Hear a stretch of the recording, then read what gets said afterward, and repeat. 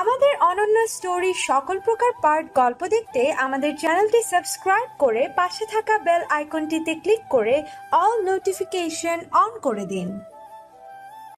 অভিনয়টা ভালো জানে পাজি ছেলে। লুডো খিলখিলিয়ে হেসে উঠল। তিথি তার গালে গাল চেপে ধরে ঘর থেকে বেরিয়ে গেল। বাবা ছেলে অনেকক্ষণ ধরে কথা বলছে। আফতাব শেখ কথা বললেন কম, খোঁচা মারলেন বেশি। আম্বিয়া বেগম তামাশা দেখছেন দাঁড়িয়ে দাঁড়িয়ে। আজলান যদি বলে আপনার মেয়ের বিয়ে নিয়ে কি ভাবছেন, তিনি উত্তরে দেন, সে আমার মেয়ে কম, তোমার বোন বেশি। যাকে পছন্দ করেছে সে আমার পরিচিত কম, কিন্তু তোমার পরিচিত বেশি। তাই সব সিদ্ধান্ত তোমার, আমি শুধু পায়ের উপর পা তুলে দেখব। আজলান চুপ করে রইল ওনার এমন উত্তর শুনে। তারপর কিছুক্ষণ ভাবুক হয়ে রইল। পরে জিজ্ঞেস করলো, ওর আগে পরে চাকরি হয়ে যাবে, আপাতত বউ পালার মতো পয়সা কামাচ্ছে। সো দেরি করছেন কেন? মেয়েকে পাত্রস্থ করুন, আপনার পেছনে আমি আছি। কি বলেন? আমার পেছনে থেকে লাভ নেই, আমার সামনে থাকো। আমি বরঞ্চ তোমার পেছনে থাকি। আপনি মুরব্বী মানুষ, আপনাকে পেছনে রাখলে বেয়াদবি হয়ে যায় না? আফতাব শেখ হো করে হেসে বললেন, তোমার সুবুদ্ধির উদয় হয়েছে দেখে আমি বড়ই সন্তুষ্ট। ওকে, তাহলে আমি উঠি। আপনি যাবতীয় ব্যবস্থা করে ফেলুন। মা, তুমি কি কোনো যৌতুক দিচ্ছ তোমার মেয়ের জামাইকে? আম্বিয়া বেগম হতচ্ছাড়ির মতো চেয়ে রইলেন। কোনো কথা টেনে খোঁচা মারছে ছেলেটা, দেখেছ? পুরো বাপের মতো হয়েছে বজ্জাত ছেলে। আফতাব শেখ বললেন, যৌতুকে এই বাড়িটা লিখে দিব ভাবছি। Good decision. জারিফকে জানিয়ে দিচ্ছি। সে আর যাই হোক, একটা চমৎকার মহৎ প্রাণ শ্বশুর পেতে চলেছে। আফতাব সাহেব হেসে উঠল উচ্চস্বরে। তিথি আর আয়জা পাশাপাশি দাঁড়িয়েছিল। তিথি আয়জাকে কনই দিয়ে কুত্তা মেরে বলল, ফাইনালি? আয়জা চুপ করে দাঁড়িয়ে রইল। তিথি বলল, মন খারাপ কেন? কত কিছু হয়ে গেল আমার জন্য। ঝড়টা ডোডো আর তোমার উপর দিয়ে গেল, ভাইয়ার ওপরও কত বড় বিপদ গেল। ওসব কথা বাদ দাও, তোমার উপর আমার কোনো রাগ নেই। কারণ তুমি রাগ করতে জানো না ভাবি। তাহলে তো আরো ভালো, আমার দিক থেকে সব পরিষ্কার। এতদিন ভাইয়ের সেবা করেছো, মনে হয় না সে তোমার উপর রেগে আছে। ওটা বোন হিসেবে করেছি। ভাই অসুস্থ থাকলে কোনো বোন চুপ করে বসে থাকতে পারবে? কিন্তু এত কিছু হয়ে গেল সব আমার জন্য। তোমাকে একটা বুদ্ধি দেই, শোনো। আয়জা তার বুদ্ধি কান পেতে শুনল। আজলান হাতের মুঠো বন্ধ করে সোজা হয়ে দাঁড়িয়ে কয়েক কদম হেঁটে বড়সড় শ্বাস ফেলছে আর নিচ্ছে। সে কতটুকু সুস্থ হয়েছে তা হয়তো নিজের ভেতর অনুধাবন করার চেষ্টা করে। আয়জা পা টিপে টিপে ঘরে এসে দাঁড়িয়ে থাকলো। আজলান তাকে পরখ করে ভুরু কুচকে ফেললো, বলল, কোনো সমস্যা? আয়জা চুপ করে রইল। আজলান বলল, কি বলতে এসেছিস বলে চলে যা। তুমি আমার উপর রেগে আছো? আজলান ভুরুগুলো আরো কুচকে এলো, বলল, এত নাটক করে কথা বলা কে শিখিয়েছে? আয়জা ভড়কে গিয়ে বলল, কেউ না, আমার মনে হলো তাই বলছি। মনে হলেই সব বলতে হবে কেন? আয়জা আর কোনো কথা না বাড়িয়ে দ্রুত পায়ে বেরিয়ে গেল জিপ কেটে। তিথিকে গিয়ে বলল, তুমি জিও ভাবি, কিভাবে এর সাথে বাকি জীবনটা কাটাবে আমি ভেবেই মরছি। তেরা জবাব দিয়েছে? হ্যাঁ, আমি ভয়ে পালিয়ে এসেছি। পুরো ইমোশনলেস মানুষ ভাইয়াটা। আমার ভাই কি করে এমন হলো বুঝি না। আচ্ছা ওসব বাদ, তোমাকে তো দাঁড়িয়ে বিয়ে দিচ্ছে নাকি? আর চিন্তা কিসের? যাও ফুর্তি করো তোমার ভাইপোকে নিয়ে। আয়জা ডোডোকে ছো মেরে কোলে নিয়ে ফেলে বলল, আব্বা, তোমার পাপ্পা কিরকম করে হাঁটে বলো তো? ডোডো উ করে কাঁসার মতো অভিনয় করলো। তিথি অবাক। আয়জা হেসে উঠে ডোডোর গালে গাল চেপে ধরে আদর করতে করতে বলল, আমাকে জিভ দেখাও। ডোডো জিব্বা বের করে দেখালো। তিথি হা করে চেয়ে রইল, কপাল চাপড়ে বলল, তোর সভ্য বাপ বলবে এসব আমি শিখিয়েছি। আয়জার বিয়ের কথাবার্তা এক বৈঠকে সেরে নিয়েছে আজলান। সে অত ঘুরিয়ে পেঁচিয়ে কথা বলা পছন্দ করে না। জারিফের বাবার গ্রামের বাড়িতে বাড়িঘর আছে। ওনারা বংশধর মানুষ, কিন্তু অভাবের তাড়নায় চাকরি খুঁজতে গিয়ে শহরে ওঠার পর আর গ্রামে ফিরতে পারেননি। বড় ছেলেকে উচ্চশিক্ষিত করিয়েছেন, ছোট ছেলেটা এখনও নবম শ্রেণীতে পড়ছে। তিনি এখন একটা কাপড়ের কারখানায় কর্মচারী হিসেবে কাজ করেন। বেশ আত্মনির্ভরশীল মানুষ। আজলানের কথা তিনি আগে জারিফের মুখে শুনলেও দেখা হয়েছে এই প্রথম।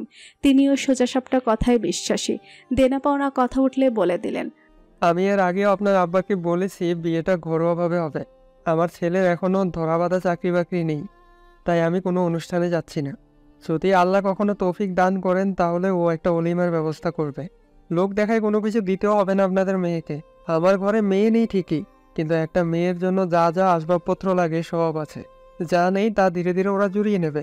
আপনাদের যদি তাতে অস্বস্তি থাকে কিংবা আপনার মেয়ের ঘর সাজানোর জন্য কিছু দিতে চান, তা আপনাদের মেয়ের সাথে পরামর্শ করে তারপরে দেবেন।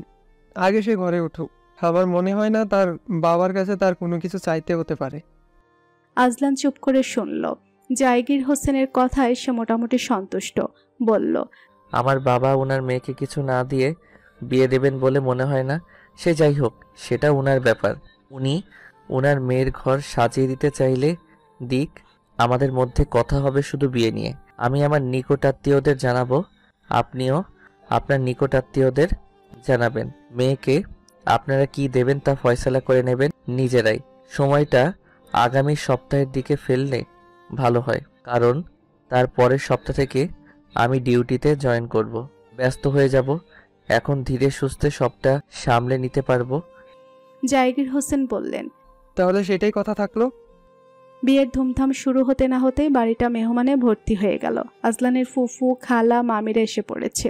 এর আগে ডোডো, রাকিকা এসেছিল সবাই, কিন্তু মেজো ফুফু আসেনি। এবার তিনি এসেছেন, সাথে মেয়েকেও নিয়ে এসেছেন। মেয়েটা কোথাও যায় না তেমন। ঘরের মধ্যে বেশি দিন বন্দী হয়ে থাকতে কার ভালো লাগে। হেনা আপাকে দেখে আয়জা তেমন খুশি না হলেও ভাই আর প্রতিক্রিয়া দেখার অপেক্ষায় ছিল সে।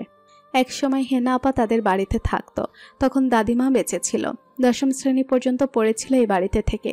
ভাইয়া তাকে আর হেনা আপাকে পড়াতো। হেনা আপা ভাইয়ার জন্য পাগল ছিল, ভয় পেত সামনে দাঁড়িয়ে দুটো কথা বলতে, কিন্তু পাগলামে শেষ ছিল না। এমনকি তাদের বিয়ে নিয়ে দুই পরিবারের মধ্যে কথাবার্তাও ঠিকঠাক হয়ে গিয়েছিল। ভাইয়ারও কোনো আপত্তি ছিল না এতে। হেনা আপার প্রতি তার বিশেষ কোনো অনুভূতি দেখা না গেলেও দুঃসাহস করেনি কখনো। না আপার অনুভূতিকে কখনো অসম্মান করেছে। কিন্তু ভাইয়ার চাকরি হওয়ার পর কি যেন হয়ে গেল। দাদিমাও মারা গেল। হেনা আপা কলেজে উঠে গেল। ভাইয়েরও চাকরি হয়ে গেল। দুজন দুদিকে। সেই ফাঁকে হেনা আপা বদলে গেল চোখের পলকে। চোখের আড়াল হলেই কি মানুষ মনের আড়াল হয়ে যায় এত সহজে? কত সহজে হেনা আপা অন্য একজনকে ভালোবেসে ফেললো। এটা আদৌ কি ভালোবাসা ছিল নাকি মোহ? কত সহজে হেনা আপা সেদিন বলে দিল, ওর মতো রোবটের সাথে সংসার করতে পারবো না আমি এর চাইতে ভালো কাউকে পেয়েছি। বেটার কাউকে জীবনসঙ্গী করার রাইট আমার আছে। আমি এবার উপলব্ধি করেছি আমি এতদিন আবেগের বশে পাগলামি করেছি, কিন্তু ভেবে দেখেছি তোর ভাইয়ের সাথে সংসার করা অনেক কঠিন। একেই সে ওসিডি রোগী, দ্বিতীয়ত ওর এমন মেজাজ, তৃতীয়ত রসকসহীন একটা পাথর। জীবনেও কোনো মেয়ের সাথে সুখী হতে পারবে না। ওর মধ্যে প্রেমিক ভাবটাই নেই। আজ স্তব্ধ হয়ে গিয়েছিল। বাড়ির কেউ হেনা আপাকে বিয়ে করতে ভাইয়াকে চাপ দিয়েছে এমনও না। ভাইয়া নিজেই রাজি ছিল, কারণ তার যুক্তি ছিল এই, হেনা আপা তাকে ছোট থেকে চেনে, সেহেতু তার সাথে মানিয়ে নিতে পারবে খুব সহজে, যেটা বাইরের একটা মেয়ে কোনোদিনই পারবে না। কিন্তু হেনা আপা তার এই ভরসা বিশ্বাসের মূল্য দেয়নি, বরঞ্চ তার পাগলামি আবেগ সবকিছুকে মিথ্যে প্রমাণ করে বিয়ের সপ্তাহখানেক আগেই সে প্রেমিকের হাত ধরে পালিয়ে গেল। কিন্তু কপালে সুখ সয়নি। শ্বশুর শাশুড়ি ননদ ননাসের অত্যাচারে বেহাল দশা তার। পালিয়ে বিয়ে করে কেউ ন্যূনতম সম্মান দেয় না। স্বামীও গায়ে হাত তুলতে দুবার ভাবে না। এখন 4 মাস হয়েছে বাপের বাড়িতে এসে উঠেছে। স্বামী একবারও খোঁজও নেয়নি। মেজো ফুফু এখন এই দুঃখে মরে যান। এটা তো পুরা রসগোল্লা। কি নাম রে ওর? শেখ তাসদিদ আইজান। ওর মা ডোডো ডাকে, এখন আমরাও ডাকি। ডোডোকে আদর করে দিল হেনা। বলল, ওর মাকে তো দেখিনি। কাজ করছে, রান্নাঘরে চলো। না থাক, এখানে এলে দেখবো। ঘরে বসে থাকবে? হ্যাঁ, এক একজন এক এক কথা বলছে, বাদ দে। আয়জা ডোডোকে আদর করতে করতে বের হয়ে এলো। আম্বিয়া বেগম তাকে চুপিসারে বললেন, তোর মেজো ফুপুর আক্কেলটা দেখেছিস? এমনিতে চ্যাটাং চ্যাটাং করে কথা বলে, তার উপর মেয়ে একটা এনেছে। ওই মেয়ের মুখ দেখতে ইচ্ছে করে না আমার। আহা, এইসব বলো না তো। ভাবিকে শরীর রাখো ফুপুর সামনে থেকে। কখন কি বলে বসে দেখছি। তরতর করে হেঁটে রান্নাঘরে চলে গেলেন আম্বিয়া বেগম। তিথি মেহমানদারি করছে, যেন সবাই তার ঘরের মানুষ। কেউ কেউ খোঁচা মেরে তার বাপের বাড়ির কথাও জানতে চাইছে। কিছুদিন আগে বাড়ি ছেড়ে চলে গিয়েছিল, সেই কথাও জানতে চাইছে। আরও কত শত কথা। তিথি হাসি মুখে উত্তর দিয়ে যাচ্ছে। আম্বিয়া বেগমের গা জ্বালা করছে। বিরক্ত হয়ে নিজের বোনকে বললেন, এত কথা বলিস না তো। ওর বাচ্চাকে খাওয়ানোর সময়টুকু পাচ্ছে না সকাল থেকে। এই বউ, তুই যা, আমার নাতিটাকে খাইয়ে দিয়ে আয় আগে। আয়জার কোলে চেঁচাচ্ছিল। তিথি চায়ের কাপগুলো ধুয়ে বলল, আচ্ছা যাচ্ছি। মেজো ফুপু চা খায়নি, ঠান্ডা হয়ে গিয়েছে। ফুপুকে একটু নিমকি চা দাও। মেজো ফুফু বললেন, আরে দিতে হবে না, আমাদের তোষামতি করতে হবে না এত। বাপের বাড়িতেই তো এসেছি, নিজের করে খেয়ে নেব। আম্বিয়া বেগম মুখ বাঁকালেন আড়ালে। তিথি ডোডোকে খাওয়াচ্ছিল। আয়জা হেনাকে নিয়ে তখনই ঘরে প্রবেশ করলো। তিথি সতর্ক হয়ে দাঁড়িয়ে যাচ্ছিল। আয়জা বলল, সমস্যা নেই, হেনা আপা এসেছো? তুমি তো নাম শুনেছ। বসুন। হেনা বসলো। তিথি তাকে আপাদমস্তক দেখে নিল। আয়জা তাকে এই মেয়ের ব্যাপারে সব বলেছেন বাংলায় থাকাকালীন। সেদিন বোকামো না করলে এই ঘর সংসার মেয়েটার হতো। জীবনটা কি অদ্ভুত। আয়জা বলল, আচ্ছা তোমরা গল্প করো, আমি আসি। আয়জা চলে যাওয়ার পর তিথি আর হেনার মধ্যে অনেক কথা হলো। হেনা ঘরটাতে চোখ বুলিয়ে বলল, পড়াশোনা কন্টিনিউ করেছেন? না, সেকেন্ড ইয়ারে ফাইনাল দেইনি, এবার দেবো ভাবছি। ডোডো হাঁটা শিখলে আমার আর সমস্যা হবে না। বাচ্চা তার মায়ের চেহারা পেয়েছে আর বাবার রং। তিথি মৃদু হাসলো। ডুডু মুখ বের করে একবার হেনাকে চাইল। হেনা হাসতে সে আবারও মুখ লুকিয়ে নিল। তিথি বলল, হেনা চমকে উঠে বলল, না না, হয়নি, হবে আর কি। তিথি হাসলো, বলল, খেয়েছি, খিদে নেই তেমন, আসার সময় ভাত খেয়েছিলাম। দুজনের কথার মাঝখানে সোজা ঘরে ঢুকে এলো আজলান। ডোডো মুখ তুলে বাবাকে দেখে ডেকে উঠল। হেনা বসা থেকে দাঁড়িয়ে পড়ল। আজলান হেনাকে দেখে বলল, ভালো আছিস? হেনা দ্রুত জবাব দিল, হ্যাঁ আছি। তারপর সোজা বেরিয়ে গেল সে। তিথি ডোডোকে মেঝেতে নামিয়ে দিল। সে হামাগুড়ি দিয়ে ছুটে গিয়ে বাবার পা জাপটে ধরল। আজলান চোখ নামাতেই দুহাত বাড়িয়ে দিল। আজলান কোলে তুলে নিয়ে বলল, পা ধরার অভ্যাস হলো কবে থেকে? ডোডো চোখ উল্টে তাকালো। আজলান বলল, এসব শেখালো কে? ডোডো হাত দুটো তুলে চেঁচিয়ে বলে উঠল, মা। তিথি হতভম্ব হয়ে চেয়ে রইল। মাকে ফাঁসিয়ে দিচ্ছে সে। আজলান বলল, আর করলে খবর আছে। ডোডো হাত দুটো দিয়ে তার মাথা চুল টেনে ধরল। এত শক্ত করে ধরল, ছাড়ার নাম নেই। তিথি কাছে গিয়ে ছাড়ানোর চেষ্টা করলো, কিন্তু সে ছাড়ল না। আজলান তাকে বিছানায় ফেলে হাত দুটো শক্ত করে ধরে ধীরে ধীরে ছাড়িয়ে নিয়ে মাথায় হাত চেপে কিছুক্ষণ চুপ করে বসে রইল। ডোডো বিছানায় শুয়ে চুপ করে বাবার দিকে চেয়ে হাসতে লাগলো খিলখিলিয়ে। আজলান একটা বড়সড় রুমাল নিয়ে তার হাত দুটো বেঁধে ফেলে বলল, বেশিবার বেড়েছো তুমি। ডোডো হাত নাড়াতে না পেরে পা নাড়াতে লাগলো। আজলান তাকে ওভাবে রেখে কাবাট খুলে তার শার্ট বের করে গায়ে দিয়ে বেরিয়ে গেল তিথির দিকে চোরা চোখে চেয়ে। সে বেরিয়ে যেতেই তিথি ছুটে এসে ডোডোর গালে চুমু দিতে দিতে বলল। ডোডো খুলে দিতে হাত বাড়িয়ে দিল। তিথি গিট খুলতে যেতে আজলান ঘরে ঢুকে খ্যাক করে উঠে বলল, খবরদার বলছি। তিথি গিট খুলতেই থাকলো। আজলান চুপচাপ চেয়ে রইল কিছুক্ষণ। সত্যি সত্যি খুলছে দেখে খপ করে তার হাত ধরে ওড়না টেনে দুহাত বেঁধে ফেললো। তিথি ধস্তাধস্তি করেনি বলে শক্ত করে বাঁধতে সুবিধা হয়েছে। তারপর বাইরে থেকে দরজা বন্ধ করে চলে গেল। তিথি ডোডোর কাছে গিয়ে বসলো। দুহাতে মধ্যিখানে ডোডোকে নিয়ে শুয়ে পড়ে বলল, তোর জন্য আমাকেও শাস্তি পেতে হচ্ছে ডোডো। ডোডো অসহায় মুখ করে শুয়ে থাকলো। কিছুক্ষণ পর আয়জা এসে দেখলো মা ছেলে দুজনেই ঘুম। সে নাকি সুরে কেঁদে বলল, আমার গায়ে হলুদের দিন মা ছেলে ঘুমাচ্ছে, এখন আমি। তখনই মা ছেলের হাত বাঁধা দেখে হাঁ করে চেয়ে রইল সে। আজলান তার পেছন পেছন ঘরে ঢুকে বলল, ঘুমোক, ঘুম থেকে উঠে বাকি কাজ করবে। আয়জা চুপচাপ বেরিয়ে গেল। আজলান প্রথমেই তিথির হাত খুলতে বসেছিল। ওড়নার গিট খুলতে গেল, আর ঠিক তখনই ঘুম ঘুম চোখে তিথির মনে হলো যেন ডোডোকে কেউ একজন তার বুক থেকে তুলে নিচ্ছে ধীরে ধীরে। সে খপ করে আজলানের কলার চেপে ধরে হ্যাঁচকা টান দিল। আজলান মুখ থুবড়ে পড়ল তার উপর। দুজনের মাঝখানে ঘুমন্ত ডোডো চ্যাপটা হয়ে পড়ে রইল। সে ভ্যাও ভ্যাও কেঁদে উঠতেই দুজনের হুঁশ ফিরল। আজলানের নাকটা তিথির কান ছুঁয়ে উঠে গেল। ছাদে গায়ে হলুদের আয়োজন করা হয়েছে। আয়জার কয়েকজন বান্ধবী এসেছে। তারা আর ফুফাতো মামাতো খালাতো ভাইরা মিলে স্টেজ সাজিয়ে ফেলেছে। আজলান জানে এরা এসবে ওস্তাদ। সেখানে যদি কয়েকটা মেয়ে থাকে তাহলে কাজ আরও সহজ। কেক চলে এসেছে, পার্লারের মেয়েও চলে এসেছে। পার্লারের মেয়েদের এনেছে তিথি। আজলান শেখ তা শোনার পর আর কিছু বলার জন্য খুঁজে পাননি। ডোডো এমনিতেই অন্যদিন খেলনা দিয়ে বসিয়ে দিলে খেলে, আজ মায়ের কোল ছাড়তেই কান্না। তিথি গালে দুটো চর বসিয়ে দিয়ে বলল, সারাক্ষণ ম্যা ম্যা করা ছাড়া আর কিছু পারিস না? ডোডো চর খেয়ে এমন জোরে কাঁদা শুরু করেছে। বিরিয়ানি ডেকচি পাকাতে থাকা বাবুর্চির সাথে কথা বলতে থাকা আজলান শেখ পর্যন্ত থমকে গেল। আবার হলোটা কি?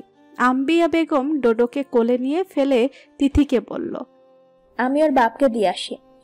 দাও। সারাক্ষণ হাওয়া খেয়ে বেড়ানো ছাড়া আর করেছেটা কি?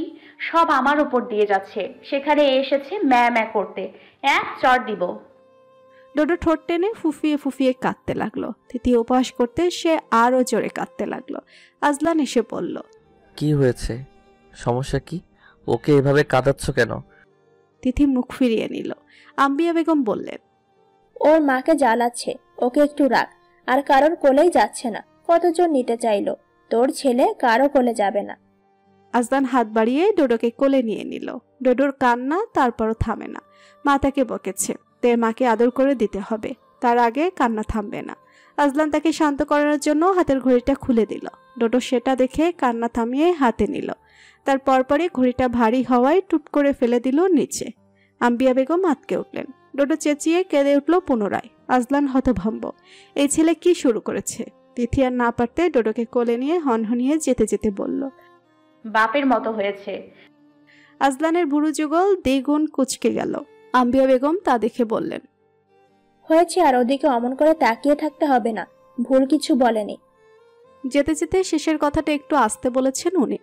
আজলান যদিও শুনেছে, কিন্তু প্রতিক্রিয়া দেখানোর ফুরসত পায়নি। আজলান ঘড়িটা তুলে দেখলো কাজ ভেঙে গিয়েছে। চকারন্ত শব্দ করলো সে মুখ দিয়ে। আফতাব শেখ এসে বললেন, বিরিয়ানি মনে হচ্ছে ভীষণ ঝাল হবে। আজলান অতিষ্ঠ এই মানুষটার জ্বালায়। কিছুক্ষণ আগে এসে বলল, মশলাপাতি কম হয়েছে, মাংস কম পড়েছে। এখন এসে বলল ভীষণ ঝাল হবে। অসহ্য গটগট পায়ে হেঁটে সেখান থেকে চলে গেল সে। যে জন্ম দিচ্ছে সে শান্তি দেয় না, যাকে জন্ম দিচ্ছে সে বুঝবে কি করে? এত যন্ত্রণা সহ্য করা যায় না। হলুদ সিল্ক কাতানের মৌচাক শাড়ি পরেছে তিথি, চুলে ফুলের মালা পরেছে। পার্লারের মেয়েগুলো তাকে সাজিয়ে দিয়েছে, নোট লিপস্টিক পরে দিয়েছে। আম্বিয়া বেগম বললেন, ভালোই লাগছে দেখতে, আমার নাতিটাকে একটা নতুন দেখে গেঞ্জি পরিয়ে দে। তিথি ডোডোকে উপর করে ধরে বলল, ডোডো আম্মাকে কেমন লাগছে বল। ডোডো তার নাক কামড়ে দেওয়ার জন্য ঝুলে এলো। তিথি ঝাড়ি মেরে বলল, সব সময় ফাজলামি করতে থাকে। মার খেয়েছিস, বেশিক্ষণ হচ্ছে না, আবারও দুষ্টুমি করছিস। ডোডো ঠোঁট টানলো। তিথি আদর করে বলল, আচ্ছা আর বকবো না, আমার ছেলের মতো লক্ষ্মী ছেলে আর দুটো নেই। আজলান ডার্ক গোল্ড কালারের একটা পাঞ্জাবি গায়ে দিয়েছে। ডোডোকে একটা ওই রঙের টি শার্ট পরিয়ে, পায়ে জুতা পরিয়ে, মাথায় হ্যাট পরিয়ে দিয়েছে। ডোডো হ্যাট খুলে দূরে ছুঁড়ে মারল। আজলান ধমক দিয়ে হাতে একটা ঘড়ি পরিয়ে দিল, তারপর বলল, দুষ্টুমি করলে মারবো ভাইজান। ডোডো হাতের বাঁধা ঘড়িটা কামড়াচ্ছে। আজলান চিরুনিতে পারফিউম স্প্রে করে চুল আঁচড়ালো। হাতে ঘড়ি পরতে পরতে ডোডোর কাছে এসে দেখলো ঘড়িটার মধ্যে অন্য হাতটাও ঢুকিয়ে বসে আছে সে। রাবারের ঘড়ি হওয়ায় হাতটা ঢোকাতে সহজ হয়েছে। আজলান কোমরে হাত দিয়ে ওর দিকে চেয়ে রইল। ডোডো তার দিকে চোখ তুলে চেয়ে রইল। তিথি দরজার পাশে দাঁড়িয়ে দেখলো তাদের বাপ ছেলের কাণ্ড। এমনভাবে বাবার দিকে তাকিয়েছে, মায়া না লেগে যাবে কোথায়। আজলান কোলে তুলে বলল, এত জ্বালালে আমি যাব কোথায়? ডোডো তিথিকে দেখে ফেলেছে। আম্মা বলে চিৎকার দিল তক্ষুনি। আজলান ঘাড় ফিরিয়ে তাকে দেখলো। তিথি মুখ ফাঁস করে দাঁড়িয়ে আছে। আজলান ঘর থেকে বের হতেই সে ঘরে ঢুকলো। খাওয়া দাওয়ার পর্ব চুকে গিয়েছে। আজলান যত কেজি চাল তত কেজি মাংস দিয়ে বিরিয়ানি করেছে। সবাই খেয়ে বেশ প্রশংসা করছে। আফতাব বুক ফুলিয়ে সবাইকে বলে বেড়াচ্ছেন, আমার ছেলে কাঁচা কাজ করে না, ও চেয়েছে এমন হোক। কেমন পোল্টিবাস লোক তার নিজের বাবা। খাওয়া দাওয়া ঝামেলা চুকে যাওয়ার পর স্টেজে কেক কাটতে উঠেছে অবিবাহিত মেয়েগুলো। গান বাজনা করছে সবাই মিলে। আজলান এসব পছন্দ নয়, কিন্তু পোলাপানগুলোকে বারণ করতে যেতে আম্বিয়া বেগম বাধা দিয়ে বললেন, ওরা বিয়ে বাড়িতে ঘুমানোর জন্য আসেনি, আনন্দ করতে এসেছে, খবরদার কিছু বলবি না। আজলান পেছনে হাত ভাঁজ করে আইজাকে দেখতে লাগলো। সাজানোর পরে তাকে আর চেনা যাচ্ছে না। যদিও সস্তা কুৎসিত হয়েছে, বললে বাড়িয়ে বলা হবে, কিন্তু নিজের চেহারা বোঝা না গেলে সে যে লাভ কি? আতিফাকে একদমই চেনা যাচ্ছে না। তার উপর খেপে গেলে আতিফা বলল, ভাবির চেহারা তো পাল্টায়নি, আমাদের চেহারা ওরকম, তাই চেঞ্জ এসেছে। সবার ফেস কাটিং একরকম না। তোর বর তোকে চিনতে পারছে? এতক্ষণ ধরে এসব সাজছিস সবাই মিলে? আতিফা গাল ফুলিয়ে দাঁড়িয়ে রইল। আম্বিয়া বেগম এসে সবটা শুনে বললেন, তুই তোর বউয়ের পাশে গিয়ে বসে থাকতো, ওদের দেখিস না তুই। তোমাদের সাথে কথা বলে কোনো লাভ নেই। তিথি পার্লারের মেয়ে দিয়ে হেনাকেও সাজিয়েছে। সে লজ্জায় বের হচ্ছে না ঘর থেকে। সবাই এক এক রকম কথা বলছে। তিথি তাকে টেনে নিয়ে এলো, বলল, লজ্জা পেলে সবাই আরো লজ্জা দেবে। ওসব বাদ দেন তো। হেনা, আতিফার মেয়ে আভিরাকে নিয়ে তিথি স্টেজে উঠেছে। ডোডো তিথির কোলে। কেক এখনো পুরোটা অক্ষত রয়ে গেছে। চোখের পলকেই ঘটে গেল এক দুর্ঘটনা। ডোডো এক লাফ দিয়ে থাবা বসিয়ে দিল কেকের উপর। সবাই হইচই করে উঠল। তিথি হাতটা খপ করে ধরে ধীরে সুস্থে বের করে এনে ধমক দিয়ে বলল, এটা কি করলি ডোডো? ডোডো কেক মাখা হাতটা মায়ের দিকে বাড়িয়ে দিল। তিথি হাতটা থেকে কেক খেয়ে নিয়ে বলল, তোর ফুপুকেও দে। ডোডো আয়জার দিকে হাত বাড়িয়ে দিতে আয়জা একটু করে খেয়ে তার গালে আদর করে দিয়ে বলল, আব্বা সব শেষ করে দিয়েছে। তিথি তাকে নিয়ে নেমে এলো। ডোডো গালের ভেতর হাতটা রেখে কেক খেতে খেতে আবারও তিথির দিকে বাড়িয়ে দিল। তিথি বলল, তোর বাপকে খাওয়া, তোর লালা বজ্জাত ছেলে। ডোডো ঠোঁট টানলো। তিথি ওকে নিয়ে নিচে নামতে যাবে, তখনই আজলান তাকে ডাকলো, আইজান এখানে এসো। তিথি তাকে নিয়ে এলো। আজলান তাকে বাহবা দিয়ে বলল, দারুণ কাজ করেছো। ডোডো তার কোলে ঝাঁপ দিল। তিথির গালে হাত লাগিয়ে দিয়েছে ডোডো। সে মোছার জন্য নিচে যাওয়ার জন্য রওনা দিতে আজলান বলে উঠল, হোয়াট ইজ দিস আইজান? তিথি ঘাড় ফিরিয়ে দেখলো ডোডো তার হাতটা আজলানের মুখে ধপাস ধপাস মেরে মেরে খেলছে। তিথি ফিক করে হেসে ফেলে আবারও হাসি আটকালো। আজলানের সারা মুখে কেক লেগে রইল। তিথি হাসি চেপে ডোডোকে কোলে টেনে নিয়ে বলল, দারুণ কাজ করেছিস। আজলান তাদের মা ছেলের পিছু পিছু করে ঘরে চলে এলো। তিথি টিস্যু দিয়ে কেক মুছে নিয়ে আয়নার সামনে দাঁড়ালো।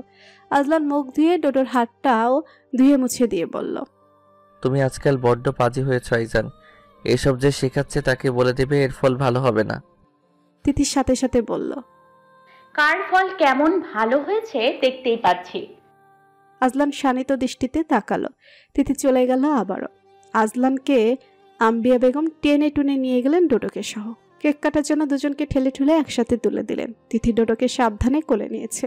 হাতে একটা কমলা ধরিয়ে দিয়েছে। সে সেটা নিয়ে আপাতত ব্যস্ত। আয়জাকে কেক কেটে খাওয়ানোর পর আয়জা ভাই আর ভাবিকে খাইয়ে দিল। ডোডোকেও খাইয়ে দিল। ডোডো মায়ের মতো আয়জার দিকে হাত বাড়িয়ে দিতে আয়জা তার হাতে আদর দিয়ে আম্মাম করে খাওয়ার ভান করতে ডোডো খিলখিলিয়ে হেসে উঠল। আজলান দ্রুত পায়ে নেমে আসবে, ঠিক তখনই ক্যামেরাম্যান বলল, ভাইয়া ভাবিকে কেক খাইয়ে দিন, তারপর ভাবি আপনাকে খাওয়াবে। তিথি আর আজলান দুজনে ভেবাচেকা খেয়ে গেছে। আজলান কেক কেটে অন্যদিকে চোখ রেখে তিথিকে খাইয়ে দিল, কিন্তু সেটা তিথি খেলো না। ডোডো খেয়ে নিয়েছে। আম্বিয়া বেগম ক্যামেরাম্যানকে বলল, বউকে বড় টুকরো খাইয়ে দিতে বল। এবার ভাবির জন্য কেক বড় করে কাটেন ভাইয়া। আজলান হতবাক। ডোডো কেক খেতে ক্যামেরার দিকে তাকিয়ে আছে। আজলান পুনরায় কেক কেটে তিথির দিকে বাড়িয়ে দিল। তাকিয়ে রইল ক্যামেরার দিকে। তিথির দিকে ভুলেও তাকালো না। তিথি ঝুঁকে বড় পিসের কেক থেকে একটুখানি খেলো। এমনভাবে খেলো যেন আজলান শেখের হাত তার ঠোঁট লাগলেই আগুনে পুড়ে ছাই হয়ে যাবে। আজলানের এত বড় অপমান সইল না। মুখটা স্বাভাবিক রাখলো বহু কষ্টে। তিথিও কেক কেটে এমনভাবে বাড়িয়ে দিয়েছে, মানুষ ভিক্ষিককেও এর চাইতে যত্ন করে কিছু খেতে দেয়। ক্যামেরার দিকে তাকিয়ে রইল, অথচ হাতটা আজলানের বুকের কাছটায়। আজলান তার হাতটা শক্ত করে ধরে কেক খেলো। তিথি প্রাণ যায় যায় অবস্থা। রাক্ষসটা হাতটা এমনভাবে ধরেছে যেন সব অপমানের বদলা নিয়ে নিল। ডোডোর হাতের উপর হাত রেখে তিথি কেক কেটে ছেলের হাতে কেক খেলো। ততক্ষণে আজলান নেমে গিয়েছে। তিথির গলা শুনে ঘাড় ফিরিয়ে তাকালো। তিথি ক্যামেরাম্যানকে বলছে, আমার ছেলে আমাকে খাইয়ে দিচ্ছে, এটার একটা ছবি তুলুন। ডোডোর হাত থেকে কেক খেলো তিথি। তারপর গালে আদর করে বলল, আমার সোনা ছেলে। আজলান গট মট পায়ে হেঁটে নিচে চলে গেল। তিথি ডোডোর জন্য একটা প্লেটে কেক কেটে নিয়ে নেমে যাওয়ার সময় আয়জা বলল, ভাবি তুমি কি বলো তো, ভাইয়া এত বড় কেক কেটে দিল, খেলে একটুখানি। ডোডোর হাতে একা একা কেক খেলে ভাইয়াকে দিলে না, ভাইয়া তো রেগে বোম। তোমার ভাই ঠান্ডা ছিল কখন? হাতিফা আম্বিয়া বেগমকে বলল, দেখলে আম্মা, ও সারাক্ষণ আমার ভাইয়াকে রাগিয়ে দেওয়ার তালে থাকে। ও কিভাবে কেক বাড়িয়ে দিয়েছে দেখলি না? ওর কাছ থেকেই তো শিখেছে। তোর ভাই ধোয়া তুলসী পাতা নয়। তুমি ওকে মাথায় তুলছো আম্মা। সংসার টিকিয়ে রাখা এত সহজ না। শাশুড়ি হ, তারপর বুঝবি। আতিফা তর্কে না জড়িয়ে তার বরের কাছে চলে গেল। ডোডোকে কেক খাওয়া ছিল তিথি। যতটা না খাচ্ছে ততটা নিজের হাতে মুখে লাগিয়েছে ডোডো। মাকেও খেতে বলছে। কত দরদ তার। পাশ থেকে মেজো ফুফি বলল, ছেলেটাকে সারাক্ষণ খাওয়াতেই থাকো নাকি? এত খাওয়ানো বদ হজম হয় না? সেও দেখছি খেতেই থাকে। তিথির মেজাজ সপ্তমে উঠল। সে আশ্চর্য হয়ে বলল, আজব ব্যাপার। আমার ছেলে কি খাবে, কতটুকু খাবে, কখন খাবে, এসব আমার ব্যাপার। আমি ওকে দরকার পড়লে একটা বিরিয়ানির ডেচকিক পুরো খাওয়াবো। আপনারটাতে কি সব কথা মুখ বুঝে সহ্য করছি বলে, শুনেও না শোনার ভান করে থাকছি বলে, আমার ছেলেকে নিয়ে কথা বললে তা শুনে চুপ থাকবো না। কেমন মানুষ আপনি, একটা বাচ্চার খাবারে নজর দেন? ডোডো মায়ের চিৎকার শুনে কেঁদে উঠেছে। মেজো ফুফু আম্বিয়া বেগমকে উদ্দেশ্য করে বললেন, দেখেছ ভাবি, তোমার ছেলের বউ কেমন সুরে কথা বলে?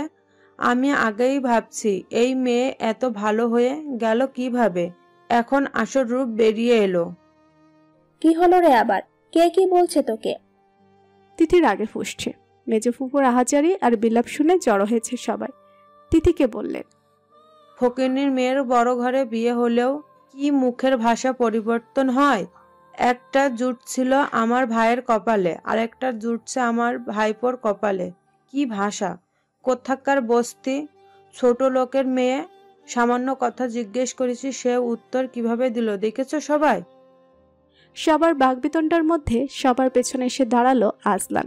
জলদ গম্ভীর স্বরে কি হয়েছে জিজ্ঞেস করতে মেজো ফুফু ছুটে এসে বলল, তোর বউ কি ভাষায় কথা বলছে জানিস? আমি কি এত অপমানিত হওয়ার জন্য আসছি এতদিন পর? এই মেয়ের সাথে তুই ঘর করিস কেমনে? কি মুখের ভাষা! আমি শুধু বললাম এতটুকুনি একটা বাচ্চার এসব খাওয়ানোর কি দরকার? এত খাওয়ালে বদহজম হবে। শুনেছি ওর এমনিতেই মাঝে মাঝে পেট খারাপ করে। মা গো মা, তোর বউ খেপে গেল আমার উপর, যেন আমার উপর তার অনেক ক্ষোভ। মেয়ে তো আমিও পেটে ধরছি। মুরব্বির মুখে মুখে এমন জবাব তো দেয় না বাপু। তিথি রাগ ক্ষোভ দুঃখ নিয়ে টলমলে চোখে আজলানের দিকে চেয়ে রইল। চোখ দিয়ে যেন আগুনের স্ফুলিঙ্গ বের হচ্ছে। আজলান তাকাতেই চোখ সরিয়ে ডোডোকে নিয়ে হনহনিয়ে নিচে চলে গেল। সে হেনা এসে মাকে জোর করে টেনে নিয়ে যেতে চাইল। তিনি বললেন, তুই কেমন ছেলে আর কেমন বউ জুটলো? তোর মা কেন সারাক্ষণ তার তেল মাখে? এবার বুঝলাম। আজ তো বেয়াদব একটা মেয়ে, দূর করে তাড়িয়ে দে। আজলান চুপচাপ নিচে নেমে গেল। মালেকা বেগমের সাথে মেজো ফুফুর তর্ক তীব্র হয়ে উঠেছে। মালেকা বেগম আজলানের বড় ফুফুদের সাথে বসে গল্পগুজবে মগ্ন ছিলেন। মফিজ সাহেবও আফতাব সাহেবের সাথে ছিলেন। ঘটনাস্থানে না থাকলেও মেজো ফুফুর চেঁচামেচি শুনে সবকিছু স্পষ্ট হয়ে গেল তাদের। মালেকা বেগম নীরবতা ভেঙে ক্ষিপ্ত হয়ে বলে উঠলেন, আপনি আমার মেয়েকে বস্তি ডাকলেন কোন সাহসে? আমার মেয়ে বস্তিতে বড় হলেও অনেক ভালো শিক্ষা পেয়েছে। আপনি তো ভদ্র বাড়িতে বড় হয়ে সেটিকেও পাননি।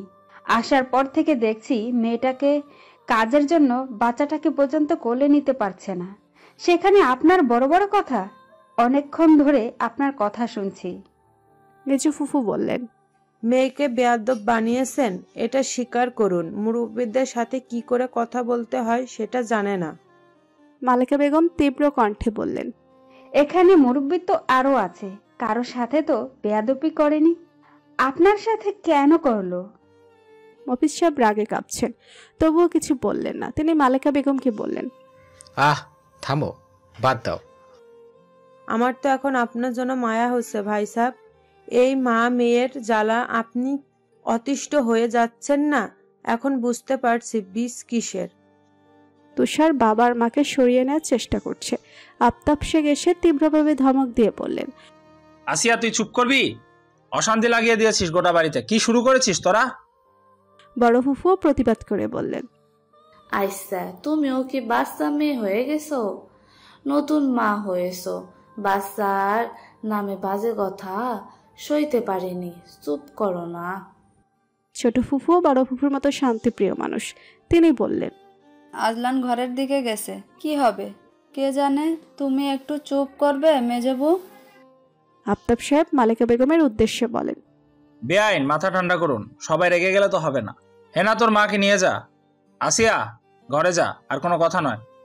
মেজো ফুফু বিড়বিড় করে বললেন, কোথা থেকে আত্মীয় করেছেন আল্লাহ জানে, পুরো ন্যাংটার গোষ্ঠী।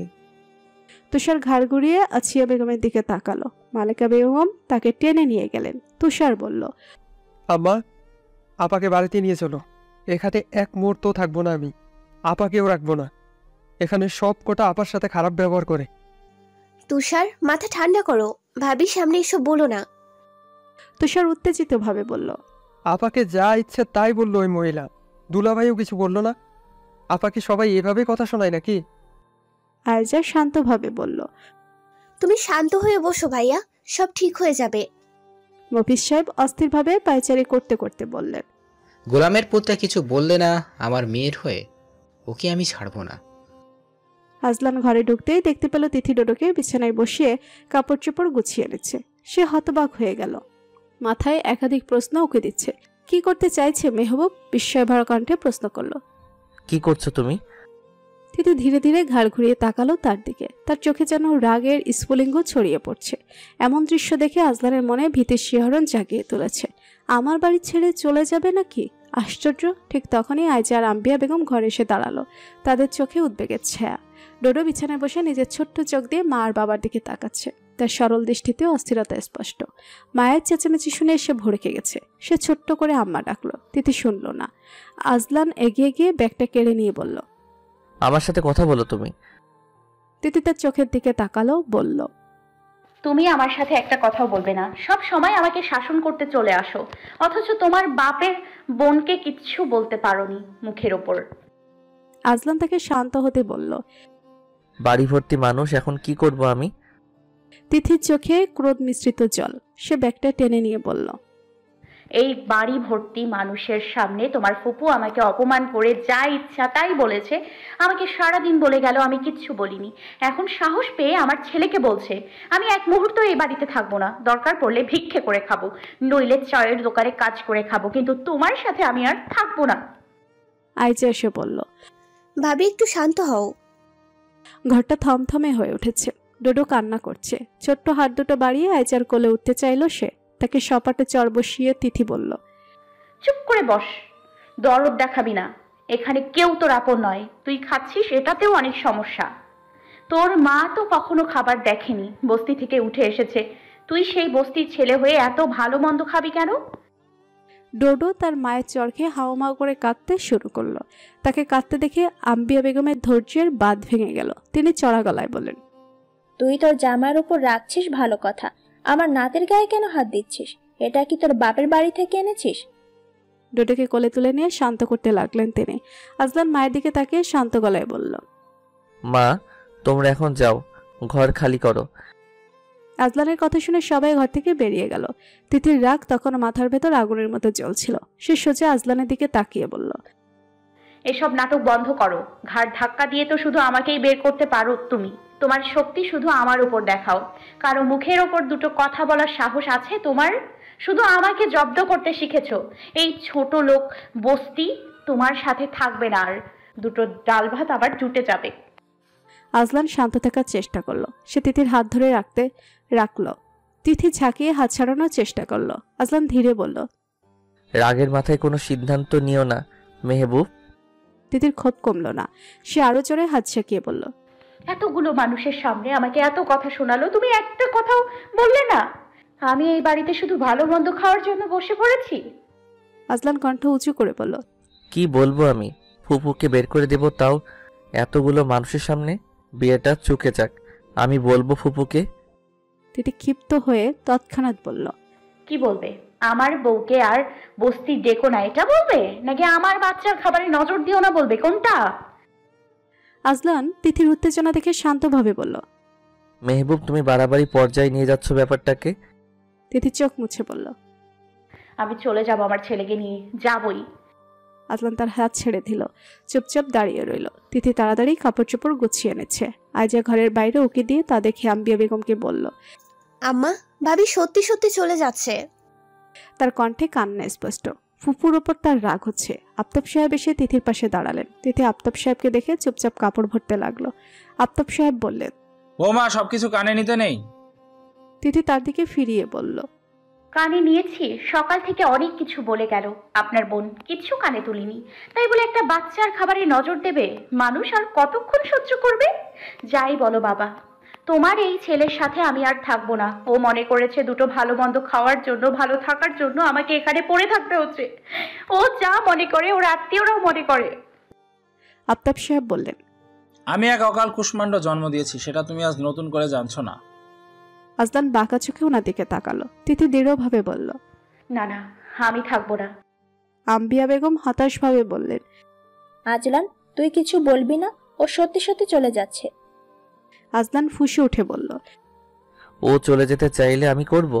আমি তো আর ওর মতো হুটহাট সিদ্ধান্ত নিতে পারি না। নিতে পারলে সব মিটে যেত। ও যা চাইছে তা যখন পারছি না, তখন ওর সিদ্ধান্ত মেনে নেওয়াটাই ভালো। তিতির এই অবস্থা দেখে আজ তাড়াতাড়ি তার ব্যাগটা কেড়ে নিল। ব্যাগটা বুকের সাথে জড়িয়ে ধরে বলল, ভাবি, তুমি এভাবে যেও না প্লিজ। তুমি চলে গেলে এসব কে সামলাবে? তিথি অশ্রু সংবরণ করে বলল, হ্যাঁ, তোমারও তো একই চিন্তা। ভাবি চলে গেলে এত কাজ কে করবে, এত ঝামেলা কে সামলাবে? ভাবি অপমানে তোমার কিচ্ছু আসে যায় না।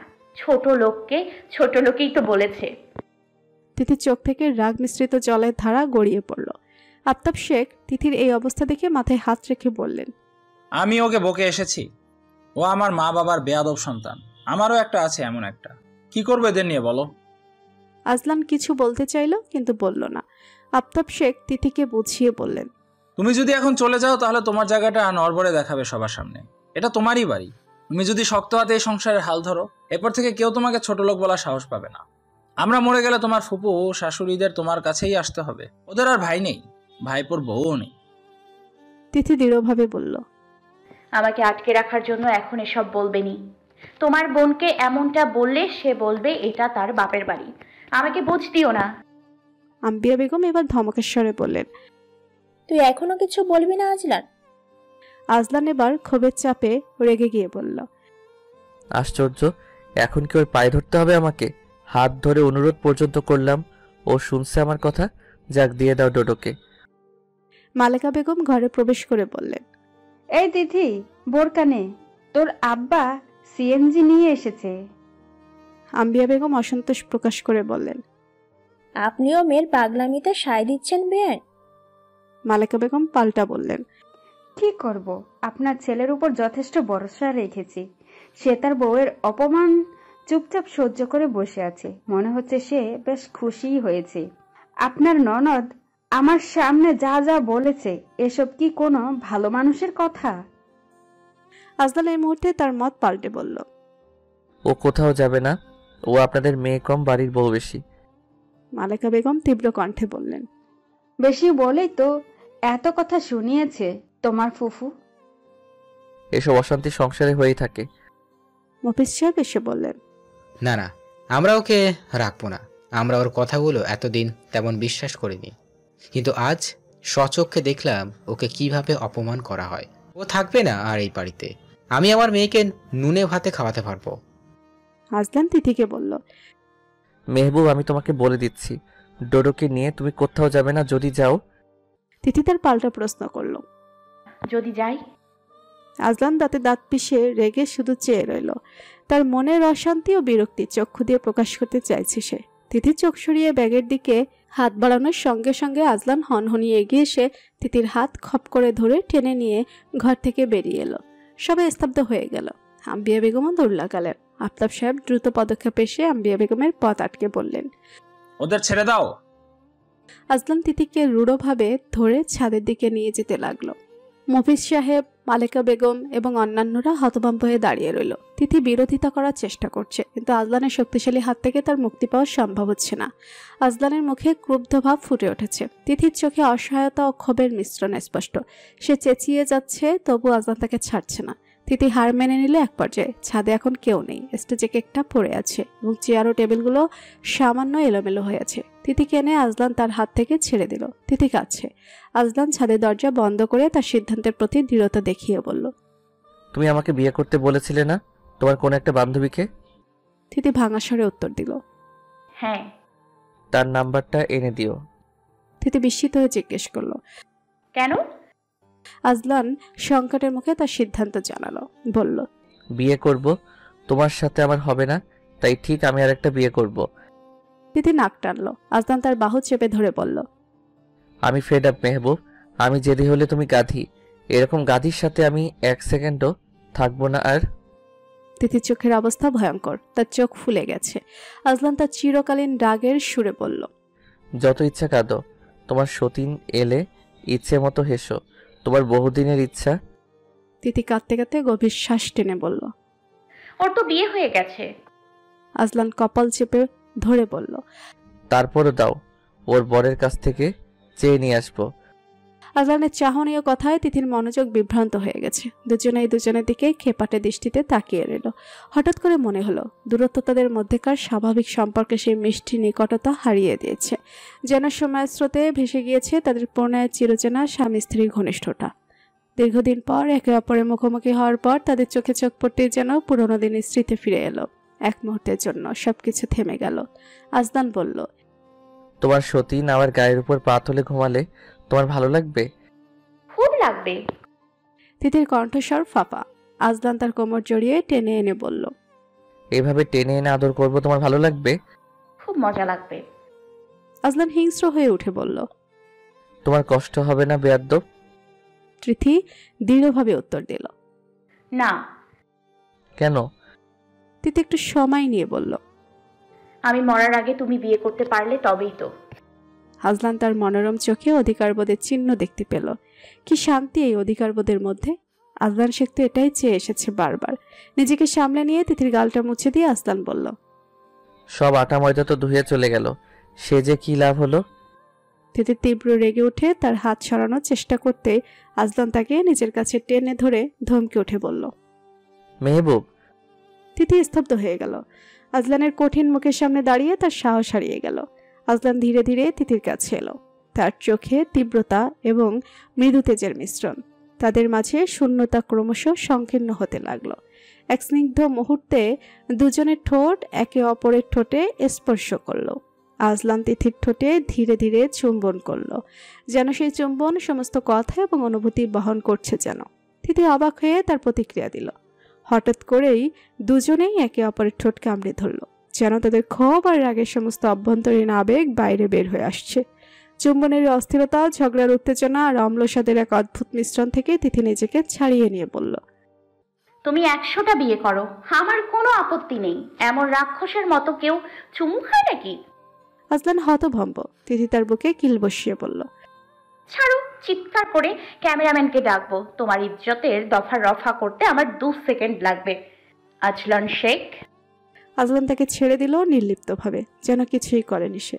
নিজের ভাব গম্ভীর্য ধরে রেখে টিস্যু দিয়ে নিজের মুখ মুছতে মুছতে বলল, তুই ছাদ থেকে নেমে সোজা আয়নার সামনে গিয়ে দাঁড়ালে বুঝতে পারবে কার ইজ্জতের দফা রফা হয়ে গেছে। বউ কি বলল? আম্বিয়া বেগম এক প্রকার ছুটে এসে প্রস্তুত ছুড়লেন। আজলান সিঁড়ি বেয়ে নামতে নামতে বলল, কি বলবে? বিয়ের ঝামেলা শেষ হলে চলে যাবে এই বলছে। আম্বিয়া বেগম বললেন, যাক বাবা, একটু ঠান্ডা হলেই হলো। তোর ফুপু তো আবার ঢং শুরু করেছে চলে যাওয়ার জন্য। তোর বাপ দরজা বন্ধ করে রেখেছে। আইজাকে নিয়ে যুবতীরা ছাদে চলে গেল। অনুষ্ঠান যথারীতি শুরু হয়েছে আবারও। তিথি ঘরে শাড়ি টাড়ি খুলে ছুঁড়ে মেরেছে, সালোয়ার কামিজ পরে বসে আছে। তবে কি পেয়েছেটা কি? অমন শক্ত করে ধরে চুমু দিলেই সে সব ভুলে যাবে? বিয়েটা চুকে যাক, এই আজলান শেখকে যদি সে কাঁদিয়ে না ছাড়ে তার নাম তিথি নয়। ডোডো ঘুমিয়ে পড়েছে। তিথি তার দিকে ঝুঁকে গালে চুমু দিল। দোষ করবে বাপে, মায়ের খায় ছেলে। ডোডোর গালে ঠোঁট চেপে তিথি বলল,